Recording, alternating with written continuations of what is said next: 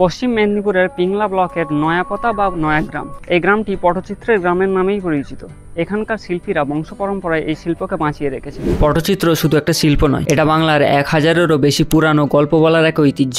বিশ্বাস করা যায় পটচিত্রের জন্ম খ্রিস্টপূর্বাব্দেও হতে পারে, যখন ছবি আর গানের মাধ্যমেই ধর্মীয় ও সামাজিক কাহিনী প্রচার করা হতো। সংস্কৃত ভাষায় পট শব্দের অর্থ বস্ত্র এবং চিত্রের অর্থ ছবি। এই চিত্রকলার বেশিরভাগই হিন্দু দেবদেবীদের গল্প এবং সমাজের আরো অনেক গল্প চিত্রিত করে। পশ্চিমবঙ্গের এই নয়াগ্রামের পটচিত্র পর্তুগালের লিসবন শহরের জাতীয় জাদুঘরেও সংরক্ষিত আছে। আর পশ্চিমবঙ্গের এই পটচিত্র একটি জিআই ট্যাগযুক্ত শিল্প। এটি রাজ্যের সাংস্কৃতিক ঐতিহ্য এবং কারুশিল্পের একটি গুরুত্বপূর্ণ অংশ। জিআই ট্যাগ হলো ভৌগোলিক স্বীকৃতি। এটি সেই অঞ্চলের ঐতিহ্যবাহী জিনিসগুলিকে নকল করা থেকে রক্ষা করে। এই পট মূলত দুই প্রকারের হয়ে থাকে। জড়ানো পট, এই ধরনের পট 15 থেকে 30 ফুট লম্বা এবং 2 থেকে 3 ফুট চওড়া হয়। চৌকা পট, এগুলি আকারে ছোট হয়, নর্মাল A3 বা A4 পেপারের সাইজের হয়ে থাকে।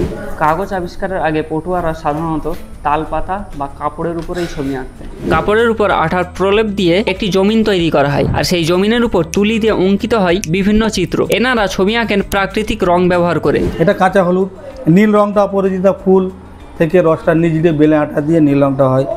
লালটা হচ্ছে উনুনের মাটির পানের খয়ের।